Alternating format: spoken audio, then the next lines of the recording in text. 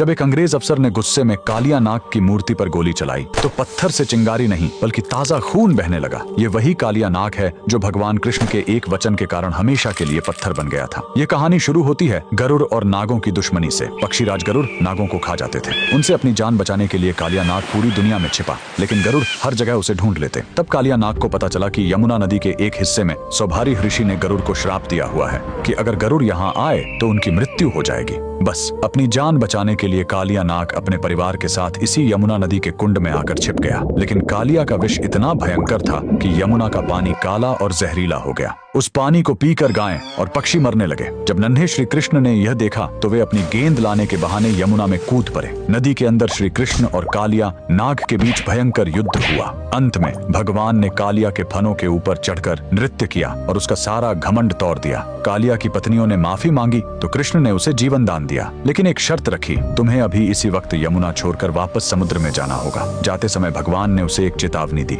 जाते समय पीछे मुड़कर मत देखना, वरना जहाँ देखोगे वहीं पत्थर के हो जाओगे। कालिया नाग अपने परिवार के साथ निकल पड़ा, लेकिन जैसे ही वह ब्रज की सीमा पर स्थित जैत गांव के पास पहुंचा, उसके मन में एक बार फिर वृंदावन को देखने का मोह जाग उठा। उसने सोचा एक आखिरी बार देख लूं, और जैसे ही उसने पीछे मुड़कर देखा, श्री कृष्ण के वचन अनुसार वह तुरंत वहीं पत्थर की मूर्ति में बदल गया। कहा जाता है कि उसकी पूंछ आज भी जैत गांव के जमीन के नीचे से लेकर वृंदावन तक फैली हुई है। सदियों बाद जब भारत में अंग्रेजों का राज्य आया तो उन्हें इस कहानी पर विश्वास नहीं हुआ। सच्चाई जानने के लिए एक अंग्रेज अफसर ने मूर्ति के आसपास खुदाई शुरू करवाई, लेकिन खुदाई का कोई अंत ही नहीं मिल रहा था। झल्लाहट और गुस्से में आकर उस अफसर ने अपनी बंदूक निकाली और कालिया नाग की पत्थर की मूर्ति पर गोली चला दी। तभी पत्थर के उस घाव से खून की धारा फूट पड़ी। ये चमत्कार देखकर अंग्रेजों की रूह कांप गई और वे वहां से दुम दबाकर भाग खड़े हुए। आज भी जैत गांव में वह मूर्ति मौजूद है। कमेंट्स में जय श्री कृष्णा जरूर लिखें।